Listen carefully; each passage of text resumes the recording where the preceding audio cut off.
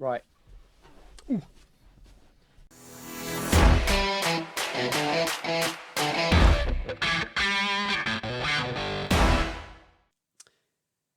Hello and welcome to Blog on the Net, the football podcast. Welcome to our second episode. This is predicting the PFA Team of the Year, Player of the Year, Young Player of the Year, and maybe a few other little surprises along the way.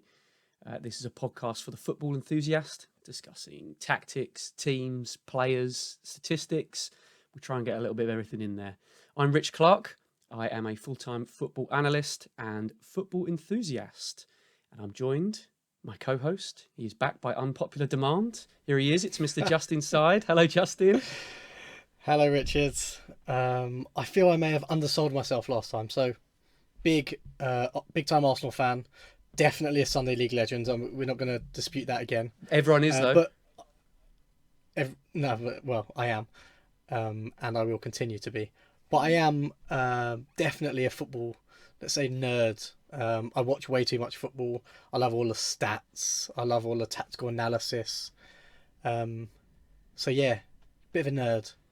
Good. So we're adding nerd to Sunday League legend. I've got a feeling nerd's going to go down better than Sunday League legend. Just a hunch. I don't know. The last show, we've had some nice feedback, haven't we? We've had some comments online. The DMs have been, I won't say flooding, but steadily receiving feedback. It's been very nice. My phone battery can barely keep up. Your phone battery can barely keep up? Yeah, just people popping in, telling me how good we are. It's great. Why don't you just put it on charge? Nah, it's bad for the battery if you keep charging it. Sure. That's good. That's good. Well, we started off on YouTube. That's generated quite a lot of views. It's been very nice, and we've had some people subscribe to our channel. That's the best way to support us and help us. So thank you to Matt Bishop and Sam Lee and Adam Clark. Yes, that is my cousin, who have subscribed to our YouTube channel. Family members are welcome as well. Thank you very much, guys. We really appreciate that. All right, and we're not going to be listing them every week, right? Because we're not going to have enough time. There's going to be a lot of subscribers. We can't just keep doing it. Well, we might not have that many subscribers. I'm not really expecting many. The three that we've got there, I'm reasonably happy with. So, I don't know. Respect our listeners. I went to the supermarket earlier, doing my weekly grocery shop. I won't name it for copyright reasons because we're big. And people were giving me double takes, more than usual. And I'm almost certain it's because they've seen me on here. I think so. Did you go out looking like that? No. No. Maybe, I don't know. You're thinking of the shirt now. I didn't go out wearing this shirt, which we'll come to in a minute. Is it probably just the tennis ball haircut that you like to seem fixated with? I don't know. Maybe that's people sure. Just staring at that. I don't know. I don't think it's the podcast, mate. I really don't. Okay. It's maybe been it's a modest Sunday success. League. It's been nice, but yeah, Sunday League. Yeah, cool. Oh goodness me. Should we do something useful? Yeah. We should talk about our shirts, shouldn't we? Okay. Tell me about yours. Well, this is the 2006-07 Manchester United home. And do you know why I picked this shirt specifically? Last time you were any good? Come on. You're better than that. You're not. It is from 2006-07, as mentioned, and that is the record for most number of players from a single team in the PFA Team of the season. Man United had 8 that year, and that is the all-time record since 1974. 8? That's ludicrous, isn't it? And Rooney wasn't even in it. God. 8. Yeah, and he was great. So 8 in the. I don't think we're going to get anyone doing that this year, but we'll see. Talk me through your shirt. I've got a classic 90s Arsenal shirt with most recent Hall of Fame inductee Dennis Bergkamp on the back. Here he is. Well, that's nice. Show us the sponsor. Everyone likes your sponsor from that era. JVC. The old JVC, yeah. The good old days. Good shirt chat. Tick that off. At the time of recording, the England squad is not out, but when you're listening now, it may well be. So we'll cover that on the next one, and I'm sure we'll cover it on Twitter as well. Show off how well or badly we've done at that one. But today, the PFA Team of the Season, Player of the Season, and we're going to kick off with all things players and do our predictions for how we think the PFA team will look. So, when we come back, let's start with that.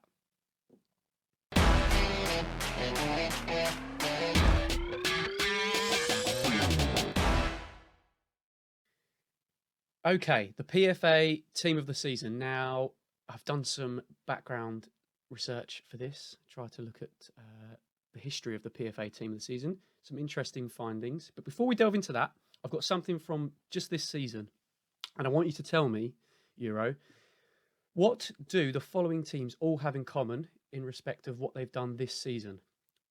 Okay, so the list is Manchester City, Manchester United, Chelsea, Liverpool, Leicester, Leeds, Arsenal, Everton, Aston Villa, Brighton, Burnley, Fulham. So that's 12 teams. What do they have in common? God, that's a lot of teams. Yeah, I know. Feels random. Just throw a guess out there.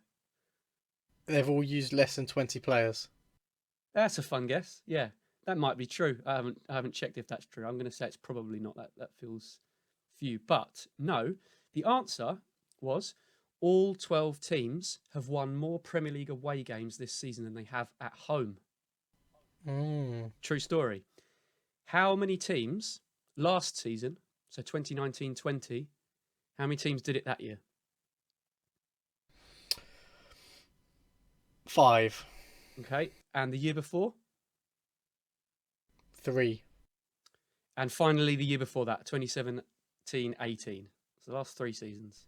That's going to be something like, let's go 1. We Okay. go 1. I can tell you that last season, one team managed it, Southampton. Ooh. The season before that, in 18-19, one team managed it. That was Crystal Palace. And the year before that, none. So in the last 3 seasons, 2 teams have ever managed this.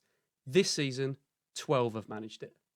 I feel like if any statistic sums up the strange season and year that this will be remembered as, this is it. That's mad. It is weird. And it really shows you how much of a difference the crowd behind you makes. There you go. And it just, I think I probably played it down somewhat when there were no crowds. Just at the start, I wasn't sure on the impact, but that feels quite telling to me. There you go. So there's my my nerdery to start off with. We'll get that out of the way, and we'll move on to some more nerdery in the PFA Team of the Year. Right, okay. Do you know who's made the most PFA Team of the Year appearances ever? Alan Shearer, surely. Good shout. He's got 7. He's 3rd on the list. But it's not. Oof. 3rd? Ryan Giggs? No, he's got fewer. He didn't get many, did he? Well, 5 or 6 maybe. Gerrard's got 8. That's the most in the Premier League era. There is someone with 10 from the pre-Premier League era. Can you guess who that is? The pre-Premier League era. Ian Rush? Good shout, but it's Peter Shilton with 10. Peter Shilton. There you go. Big Pete. So there you have it. Do you know which current Premier League teams have never had a player in the Team of the Year? Surely Burnley. Nick Pope. Okay. He was in it last year. Fulham probably have had one. Sheffield United? They've had one. Brighton? Brighton have not had one. And the other one? Slightly West Brom. more surprising. No, West Brom have had quite a few. Leicester? No, Leicester. Of course, Leicester. They won the league. It's Wolves. Wolves. I am surprised, actually. Yeah, a little bit. I mean, yeah, I don't know. Right then, let's start with goalkeepers. Who have you selected as your guy for the PFA Team of the Year? I am going to go with the one that got away, Emiliano Martinez. I think he's had a fabulous year, lots of clean sheets, and been very solid for Villa. He's had a good season. Yeah. What do you think? Yeah, I think that's a good choice. For me, the shortlist is between Martinez, Edison, Nick Pope, Kasper Schmeichel, Millier at Leeds, perhaps, and I think Mendy's done a decent job at Chelsea. But the further I go down that list, the lower they kind of rank. Quite honestly, I think it's between Edison and Martinez. Yeah, I think Mendy's in with a shout as well. I think he's had a very solid season, Hmm. especially when you consider the problems that they had at the beginning of the season with Kepa and just leaking bad goals for fun. I think he's come in and not really made many mistakes. Yeah, he's been very solid, um, and Chelsea have tightened up defensively under Tuchel, which has just helped everything. But they have looked a lot more solid with Mendy. He deserves a lot of credit. Hence me mentioning him, but I do think it's between those two. Yeah, still And you're going for hurts. Martinez. Still hurts that we sold him. Can't believe it. Yeah, yeah. I mean, surely you believe he's better than Bernd Leno by now. I like Leno, but I there are a know. couple of things here. Martinez was an Arsenal man, so you know he's loyal. He's come in. He's done a fabulous job, and I think you can make him your number one, and you can sell Leno for similar-ish money. But I think Arteta just really likes Leno, likes what he does with his feet. That's the only thing I can think of. Yeah, I guess so. It's felt like Leno was bought and Martinez was going to be sold regardless, and then the fact that he made the Arsenal team for a little while and impressed was kind of neither here nor there. But I think it's probably what inflated his value to Aston Villa. I don't think you'd have sold him. You sold him for 20 million. Yes, I don't think you'd have sold him for 20 yes. million had he not got a few games last season. I Is that fair? Yeah, but I don't think he's going to Villa or getting in anywhere as a number one without those games either. Fair, yeah. He's, you know, I think he's been brilliant. He's played every single game, and yeah, been really solid.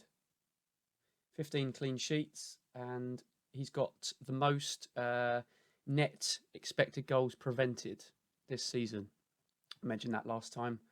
So we're taking the total number of goals that they're expected to concede and taking away the number of goals they actually conceded. 7.2 was his total, which means he's conceded 7.2 fewer goals than he should have, which is Very very impressive. high. Yeah, it is.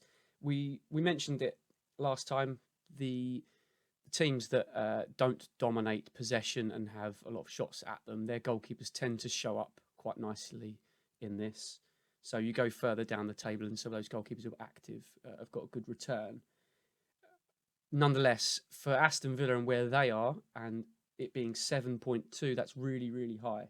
Kasper Schmeichel's got 2.2, averages a couple of goals better than he should. Edison's 1.8. As mentioned, they're a dominant team. You'd expect his to be a lot lower. So really good from Martinez. And Hmm. yeah, I think a great signing for them. Been a big reason for Aston Villa's upturn, I think. So that you're agreeing on that pick? We go with Martinez. I am just about agreeing, not because you've said it. I have been weighing it up for quite a while, whether it's Edison or Martinez, and I won't be surprised to see either. But I'm going to go for Martinez. Okay. Shall we move on to fullbacks? Let's start at left back. Let's start at left back. Okay. Now, this one's an interesting one because on my shortlist, Hmm. one of the players I've also got on the shortlist for right back. Has that happened with you? No, I'm more rigid with the way I set my players out. I'll give them one position and then that's their position for me. Yeah, that's absolutely fine.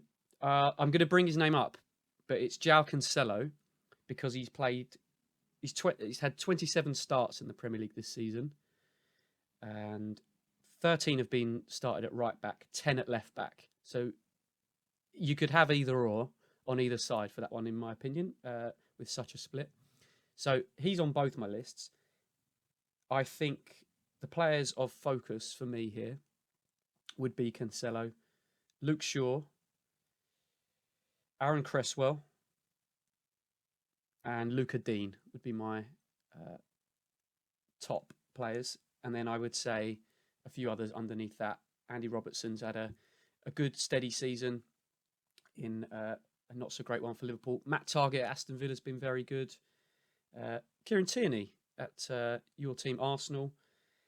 And then the other name I wanted to mention was James Justin, only 23 starts due to injury. He'd started all 23 of those first 23 games. He'd also played a few at right He back. started very well the season, James Yeah, I Justin. thought He's really absolutely unlucky. fantastic. Yeah, and I think he could have been in a shout for the England squad had he stayed fit and maybe got a look in for some of the games in March, perhaps, but not to be. What are your thoughts on your left back? Did you have an outstanding favourite? Who was on your shortlist? There are a few good ones on that list. I really, really like Kieran Tierney. I think he makes a very big difference to Arsenal and the way they play, and it's noticeable whenever he does play. But that being said, his season's been a bit too stop-start. He's had too many injuries, missed too many games, so I just can't put him near the top of the list. I think if he'd played more often, then he'd be right in the mix. For me, I think it's probably between Cresswell and Luke Shaw. I think Cresswell has an excellent season, but I will go with Luke Shaw. I think his journey, from where he had been in previous seasons to where he is now, is quite something, and he's been outstanding. Yeah, I agree. Aaron Cresswell is a good one. I did say Cresswell, didn't I? Yes, I did. Thank yes. God. Okay, because he's been one of West Ham's best players. I don't think it's a stretch to say he's been their best player. Uh, could have been one of the midfielders, but we can debate that. 35 starts for Cresswell, 10 clean sheets.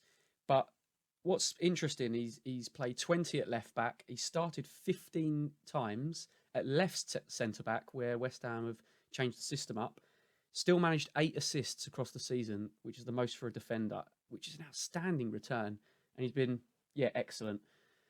All that said, I am going to agree with you and go for Luke Shaw, who I thought last season was improving uh, over his time under Van Gaal and the latter part of his Mourinho time. But I still think there were errors in him, and I still thought he made the odd gaff and wasn't getting forward as much as he has been this season, where he's really turned it on. 5 assists, 10 clean sheets from 30 starts, and he's worked his way back into the England fold, which I didn't think I would have expected a couple of years ago. Fair play to him. And I mean, he started the season as like a rotation risk, 50-50 to start every game at left back, and he's made that position his own. He's nailed on every week now. Agreed. So, are we 2 from 2 here? We're agreed on both. Yeah, rare We're treat. agreeing on a lot. This is good. First England, now this. And if we move on to right back, I think we might agree on one of those as well. Mm. What are you going for? I mean, we can go for it. We can go through it all if you want, but my guy's João Cancelo, mentioned before.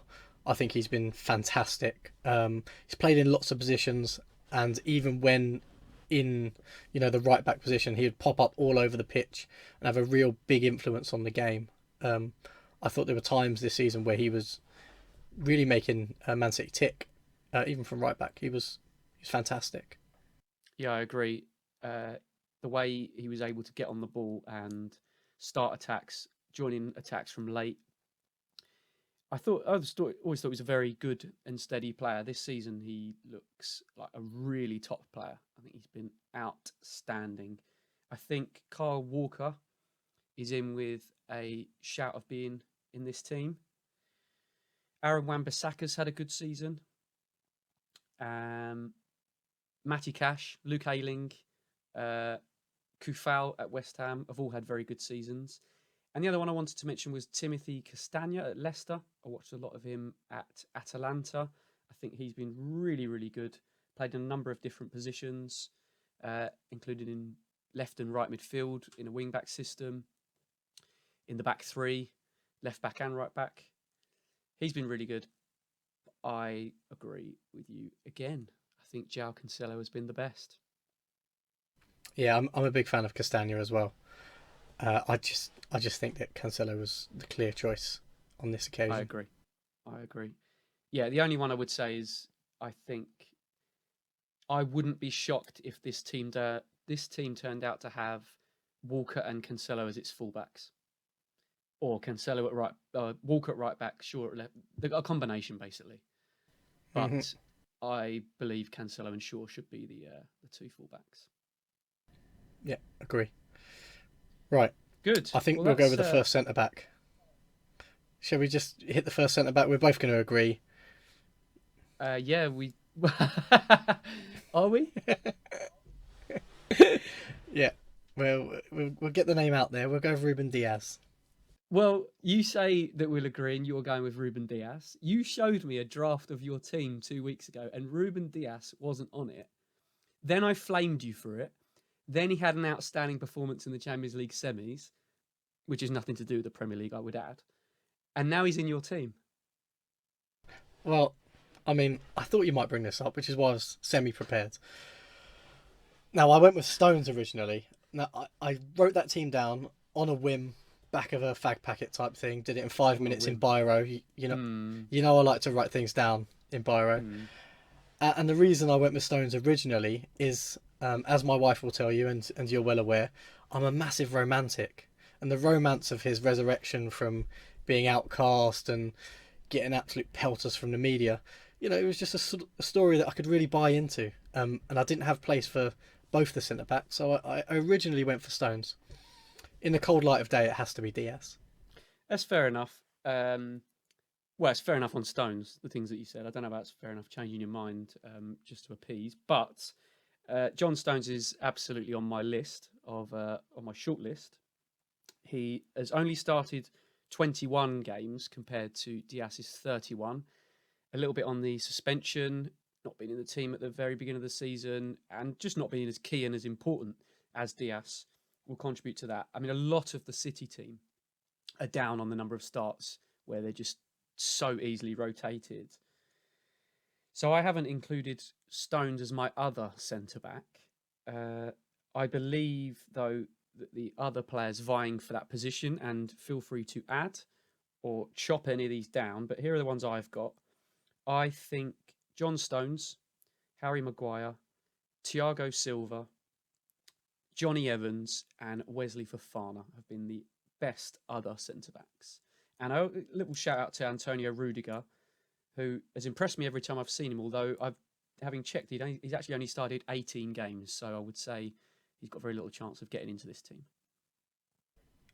Yeah, I think that's a good short list. I had pretty much all of those names on there. Really like what Fofana's done. He's come in as a young centre-back. He's played excellent for Leicester for the season. I really like Stones being a romantic. I want to put him in there, but it's probably going to have to be Harry Maguire. He's been so important to that Man United team, and when he didn't play, it was really, really noticeable. I agree. Just quickly on Fofana, I looked up his tackles and interceptions per 90 minutes, which is a very high 4.1 compared to Johnny Evans' 2.5 next to him. The reason I bring that up is these stats are often churned out on how to find a good metric for measuring a defender. I don't think there is a particularly good metric. And the reason I say that is because Ruben Diaz has 1.8 tackles and interceptions per 90. So far lower down. Liam Cooper of Leeds has the most in the league combined, 5.2. But that doesn't make Liam Cooper a better centre-back than Diaz. Diaz and Stones as well, to their credit, are players that keep forwards quiet, and that is more important than anything else. That's what you want against top level opposition. Those are the defenders you need, and it's really got to be the eye test. I think you've got to be watching, and I think Diaz has been the outstanding player, and I think next to him, Harry Maguire, I'm in agreement with. I think he's been so important for Man United. He gets a lot of stick, but he's had a brilliant season, I believe. He's started 34 games, 13 clean sheets, and missing him in these last few games. Hopefully he's back fit for England. I mean, God help us if he isn't. Yeah, as mentioned last week, indeed. Harry Maguire's picked up the most yellow cards this season, 11. But Fair only James Kartowski, Tyrone Mings and Conor Cody have started more games at centre-back. So that's testament to the number of games he's played in a season where a lot of players have been rotated. But we're agreed on Diaz and Maguire, are we? We're a clean sweep so far. Yeah. Gosh. Right. Well, when we come back, we'll move into midfield and we'll see if it's as plain sailing.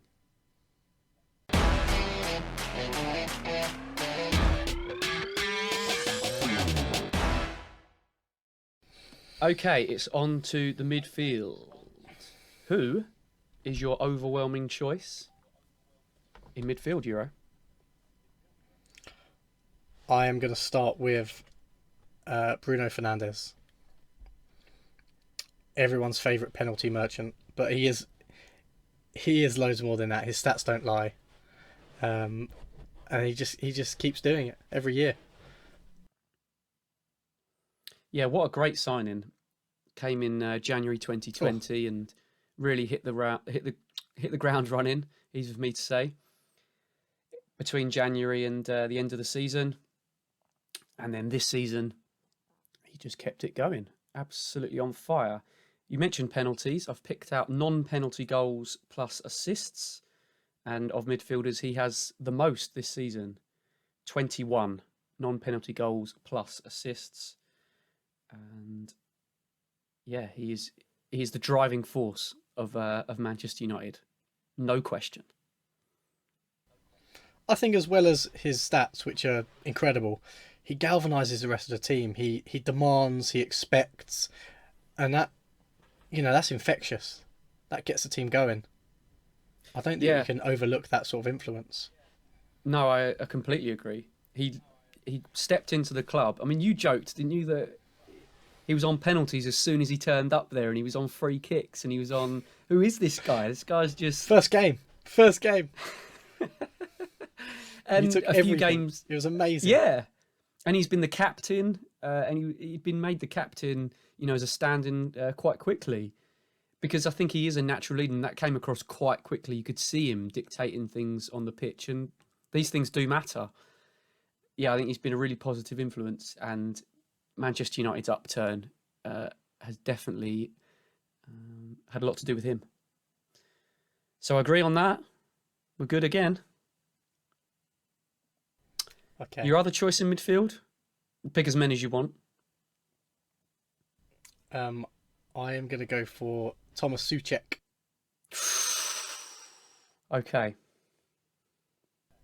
So I think he is a really big part of the way West Ham play. He's double digits goals this season, and you'd think they'd all come with his head, but they haven't actually. And he's just so important to them. I mean, the sexy choice would be Declan Rice. Everyone loves to praise Declan Rice, but I think Souček is more important to them. Yeah, they formed a really, really strong partnership this season in midfield, where I think Rice was playing next to Mark Noble before that, and they seemed disjointed. They didn't seem to have as good a partnership, whereas Souček and Rice seem to swap back and forth. Rice goes forward a lot more than I think he's given credit for. Souček drops in, gets in his own penalty area, covers, and yet 11 non-penalty goals and assists this season, a combination of the two. Yeah, he's a really, really solid player. 3.7 tackles and interceptions per game. He's a player that gets stuck in, gets through a lot of passes. He started every single game this season. Yeah, I've got a lot of good things to say about him. And he's an absolute nightmare to deal with at set pieces.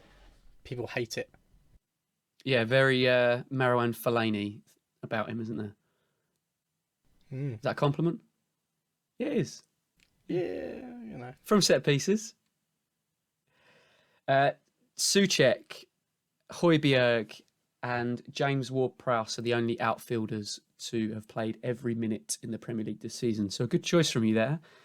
I am not going to pick Souček. I am making room for İlkay Gundogan. Did he make your team? He is my third midfielder. Okay, then. All right. So different style, different shape. That's absolutely fine. Let's just quickly talk about Gundogan then. Why did you select him? So, Kevin De Bruyne was injured, I think, over that Christmas period, and Gundogan took it upon himself to step up, and he was instrumental. He was scoring goals for fun. He played a more advanced position, and he was basically the main man at Man City. He stepped up when De Bruyne wasn't around, and they went on a fantastic run of form, and he was central to that. I think that was pivotal to their season, really. Yeah, his run that he went on was really quite staggering. He went and scored 3 on the bounce or whatever it was, and you're thinking, oh, that's pretty good going. But between the middle of December and the middle of February, he scored 11 goals in 12 league games. It was just an unbelievable return of goals, which he was there. Is he there? Is he still their top goal scorer? He was for a very long time, if he's not still. I can't think of anyone that's putting him away for City like that. Yeah, probably.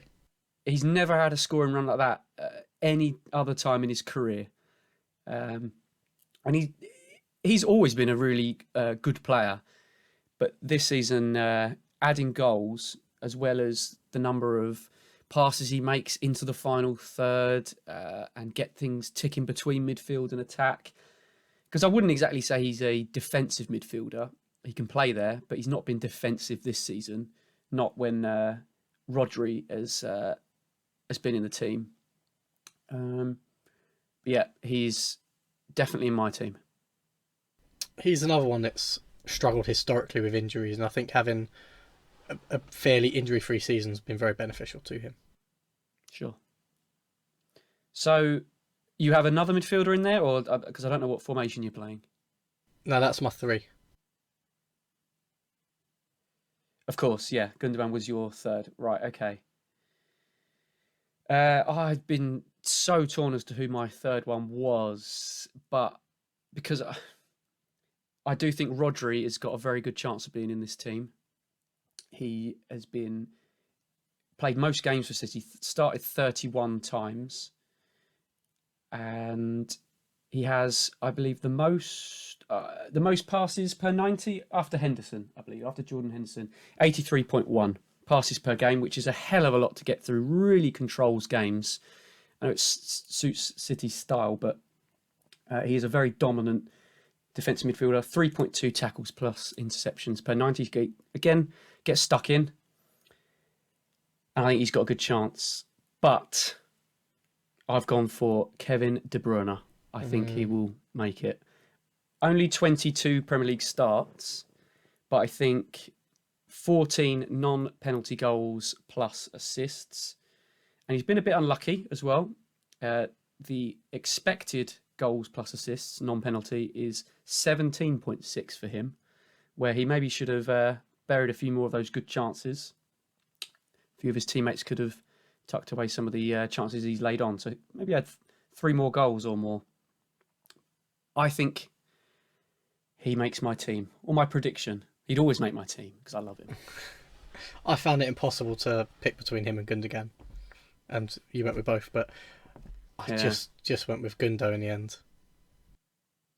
Yeah, I like that yours has got some balance and you've got Souček in there. Although if you're picking a defensive midfield, I probably would have gone for Rodri, if I'm being completely honest. But I want a midfielder that can do it all. yeah, no, I'm happy. It's a really good choice. I think I like that you've done that, but I'm not convinced that that will be the balance of the team. Some other names I think we should mention in midfield: Wilfred Ndidi, another really good season, always top of the tackles and interceptions, 6.6 per game he averages, which is pretty monstrous. Next to Very him good.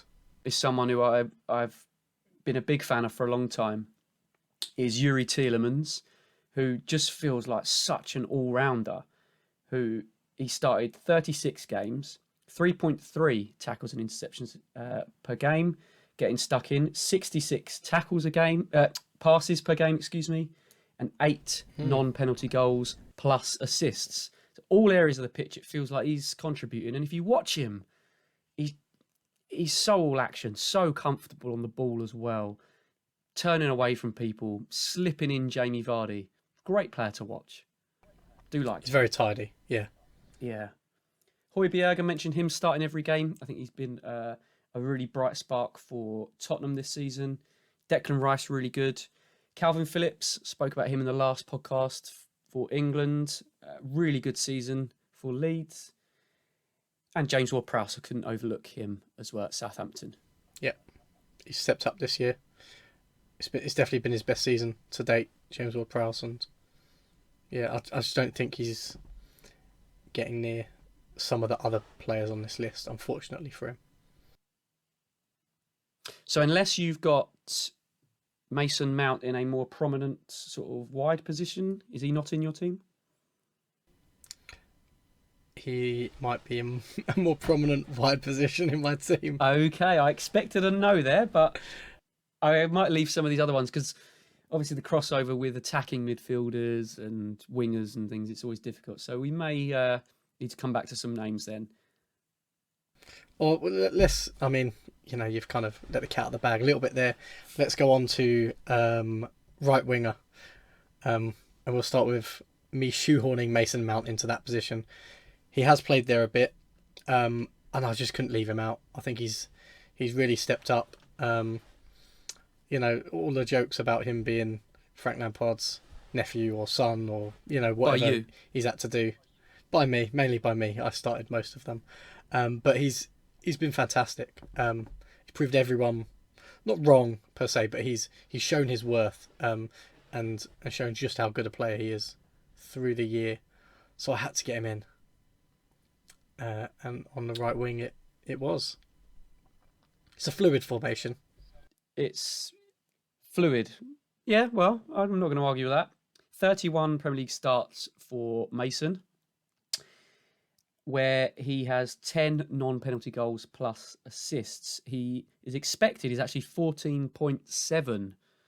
So I would suggest that's playing next to Timo Werner, because he should have 4.4 more assists than he actually does.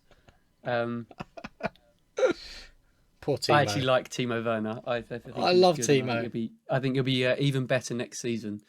A player that gets into good scoring positions can't be bad. Did you say who for? Yeah. No, I think Tuchel likes him. I don't think there's any problems there, and I think we'll see him banging in the goals next season. We'll see. But Mount's had a really good season, and I've struggled really badly for these two wide positions. It's been really, really tough. I didn't go for Mount. I went. Oh, I'm almost changing my mind as I'm saying it. I'm not even sort of that committed to this. I think it's between Phil Foden and I'm going for Mo Salah. Yep. Just for the sheer number of goals he scored, and it's been another. You can't really say he hasn't had a good season. Yeah, Liverpool have had a poor season, but his numbers are still right up there. Yeah, exactly. If anyone else is putting up those numbers, you are falling all over yourself to put him in your team. Yeah, I agree. It's the standards that are kept sometimes, and yeah, I'm just about going for Mo Salah. That was a tricky one. Good choice. Okay, Yeah. so we've got two positions Honourable left. mentions. Oh yeah, go I'd for like it. some Honourable honourable mentions. mentions. Jesse Lingard. He's come in. He's been doing it since January. He's been phenomenal for West Ham, and he's really reignited them and recaptured his form. Be interesting to see what happens with him in summer. Whether Man U can find a place for him, or whether he moves on to be a more important member of a different team, perhaps. We've got Rafinha. Big fan of Rafinha. He is one of my favourite players in the league. I think every time I watch him play, I'm seriously impressed, and I'm convinced that if he went to one of the big boys, he'd excel. Wouldn't be surprised if he gets that move. There were a few questions over his personality, his temperament when he came in. From the things I read about him, the talent was there, but could you get it out of him was the question, and I think Leeds have done that. Riyad Mahrez, another good season for him. He seems to go in and out of fashion for Pep, but when he comes into fashion, he always produces. He's a wonderful player to watch. He's beautiful. Yeah, I love Riyad Mahrez, as you well know. Just a quick one on Rafinha. I've been watching him for quite a long time at his previous clubs. I didn't think he was this good. I have been really impressed with him this season. I think he's really stepped up. Always talented, but produced some really good performances and great numbers this season for Leeds. Lingard's an interesting one. I don't think he'll come back to Man United. I think it would be best for him and everyone if he did probably go to West Ham. I think that would be a good move for him. Do you know that he's started 15 Premier League games this season? He has 12 non-penalty goals and assists. That's quite outrageous. Quite something. It is. That's However, world level. I'll give you the expected, which is 5.9. So he's pulling rabbits out of hats, is what you're saying? He's pulling rabbits out of hats that he just can't sustain, baby.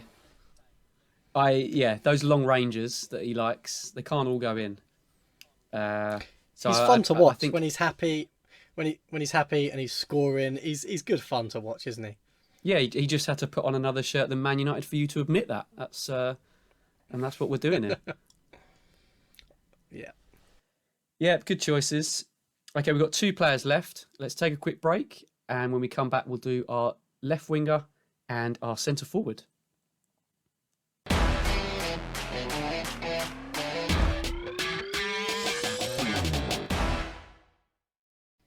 Right, should we talk about left wing? Let's do that. I've got three I'd like to talk about. And I found it really difficult to decide between them. I think you got Hyun-Min Son. You have Jack Grealish and Phil Foden. Honourable mention to Harvey Barnes, who had a terrific season, but I think his injury and the quality of some of the others have left him just a touch short. Yeah, I agree on that one. And similar situation for him for England. I think he would have been in with a shout there. Okay, so Foden. Let's talk about him.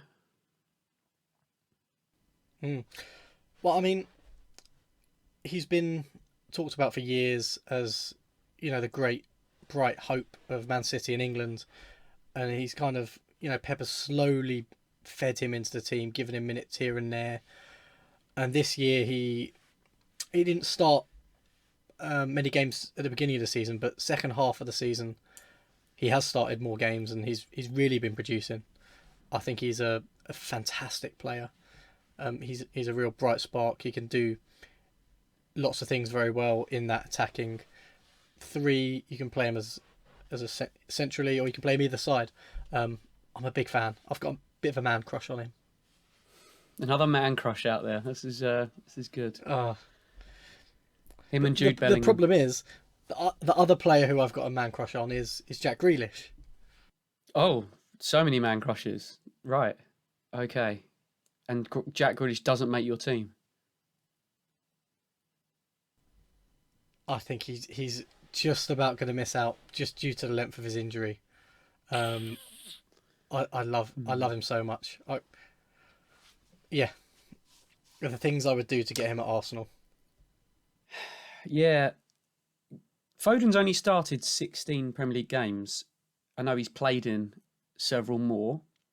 13 non-penalty goals plus assists, which is a remarkable return.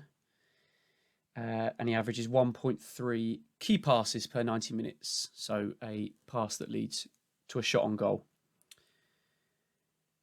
Very good numbers for someone of his age, of any age, although to be fair, the level of performance he's put in this season, I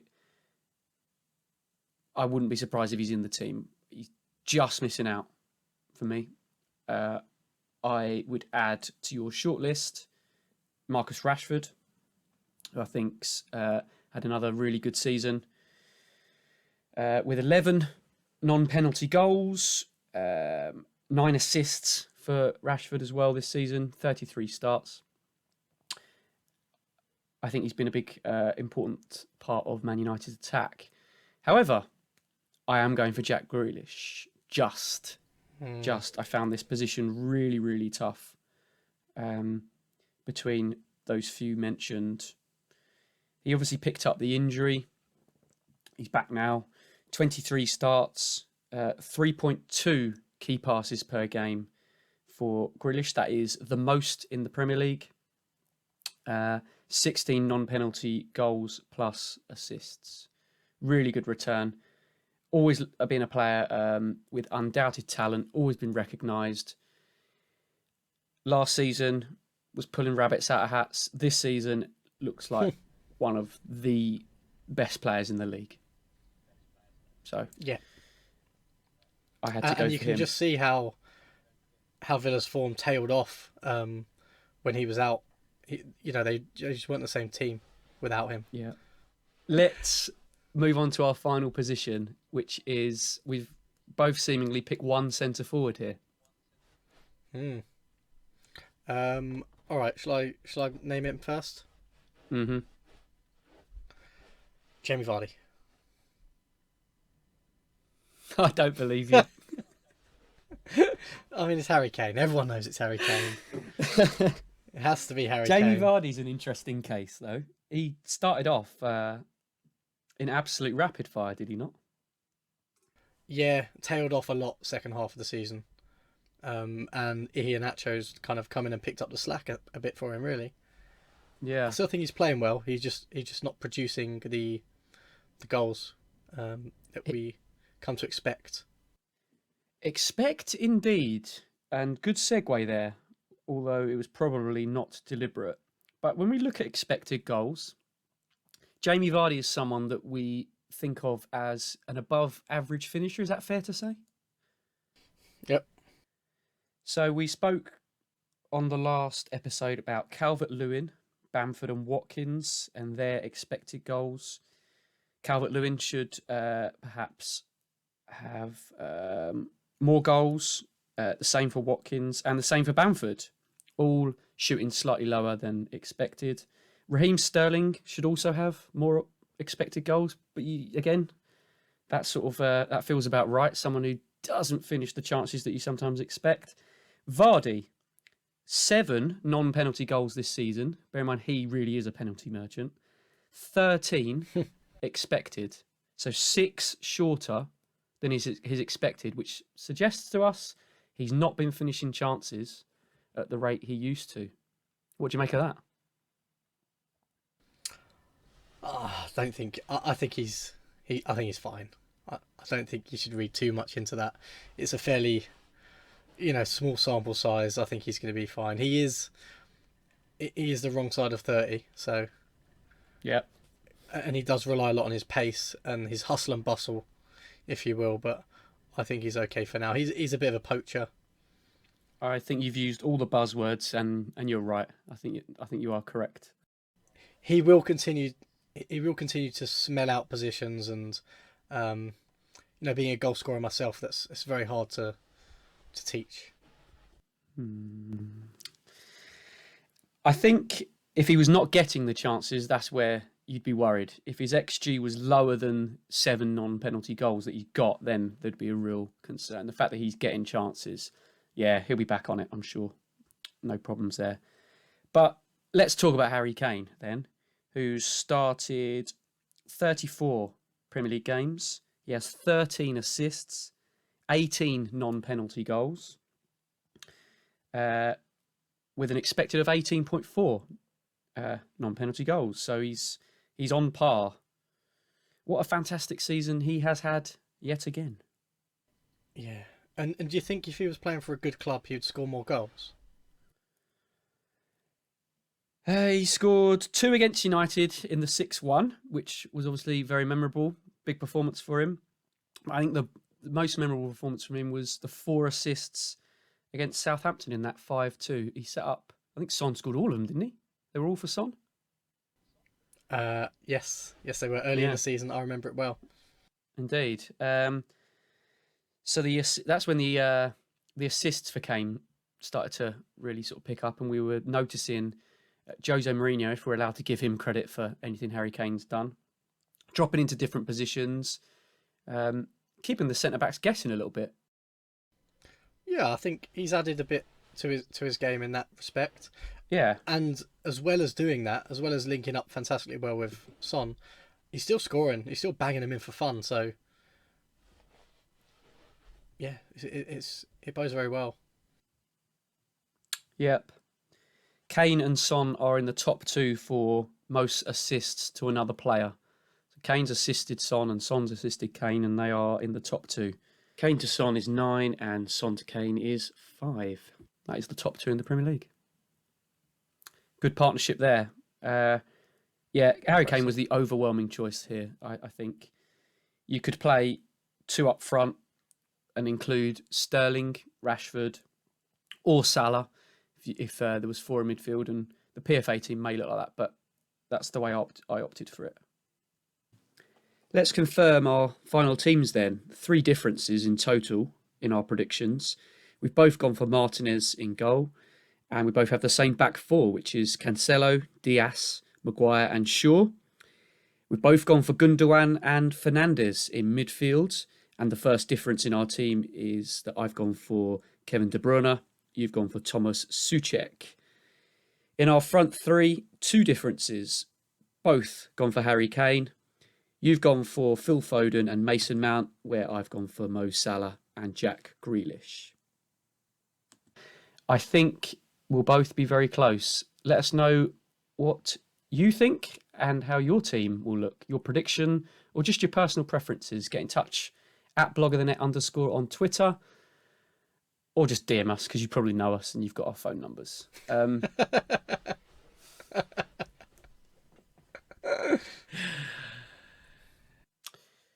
Shall we discuss the other awards? Yes, love to. Okay, let's take a quick break and we'll discuss that when we come back.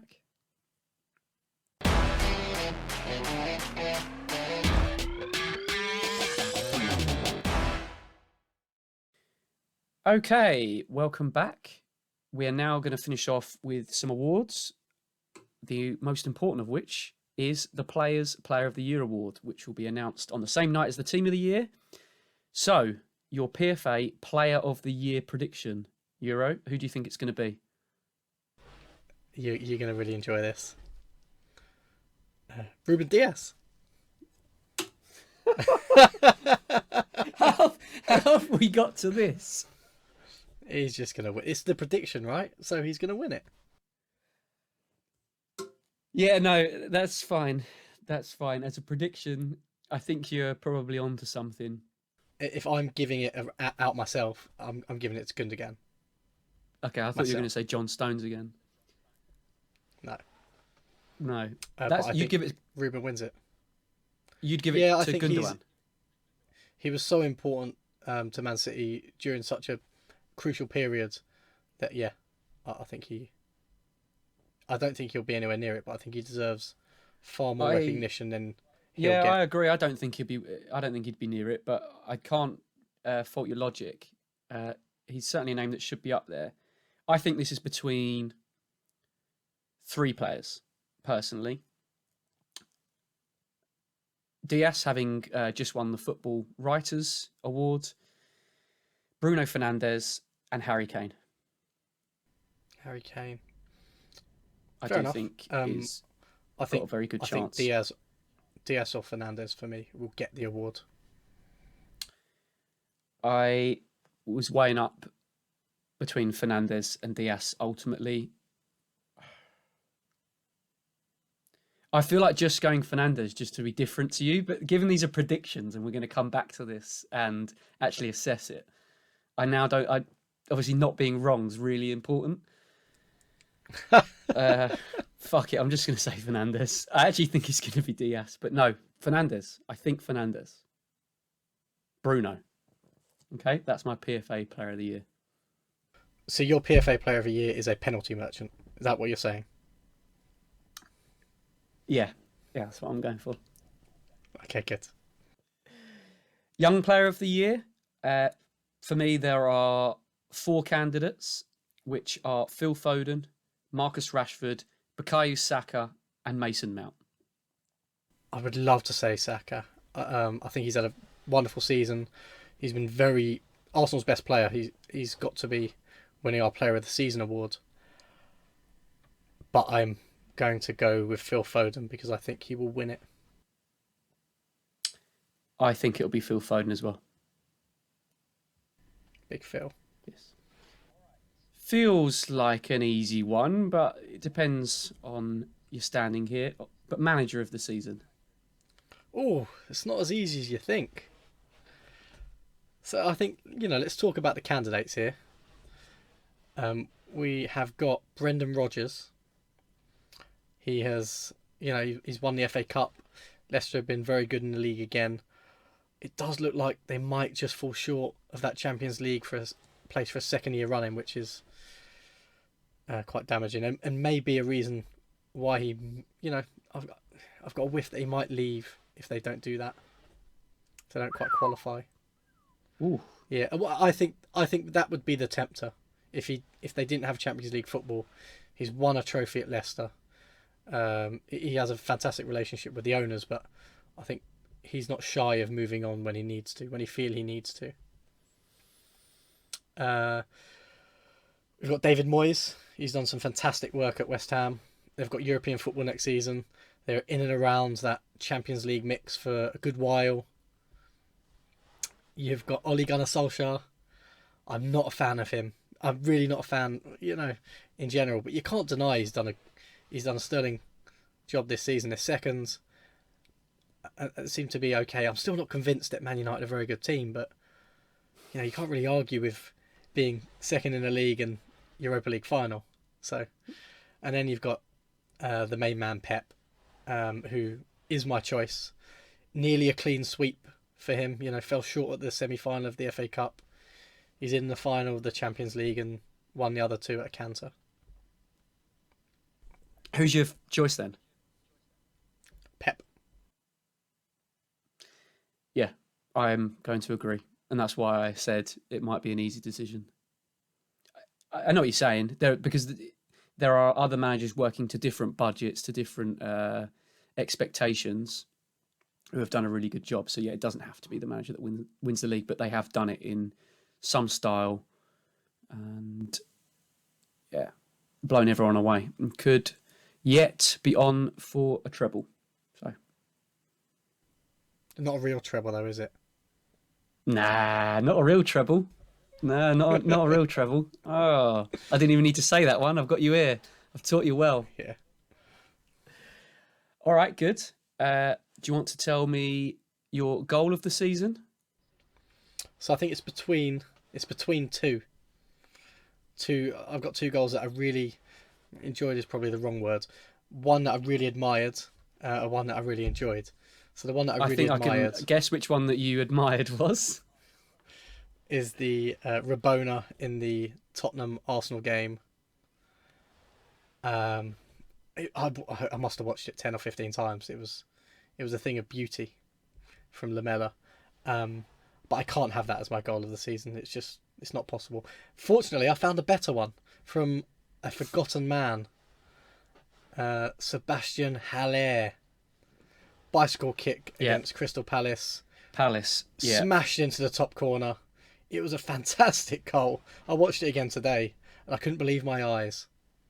yeah, yeah. It was a really good goal. I'm going to go for Lamella. All right, so I've gone for Lamella. You've gone for Allaire. Forgotten man, Haller. Yeah, yeah. That's because he's terrible. Okay, Ha! have you said everything you want to say today? Yeah, I think so. We'll move on Yeah. to Sunday League Legends stuff in more detail next week. I think you're going to have to can this. I think you're going to have to let it go, mate. I don't think anyone believes it, and I think it's probably funny first time round. I think in the end, people are just going to get sick of it.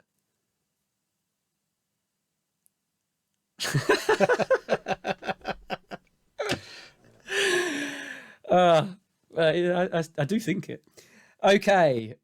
I think that just about wraps it up for us. Thank you very much for listening and or watching, if indeed you still are. As ever, head over to blogofthenet_ on Twitter if you want to get involved in the conversation. You can tweet us about the PFA Team of the Year predictions, England squad from last week, or anything football related. And if you head over to there, our website can be found where you'll find the show notes from today, show notes from last week, and much, much more.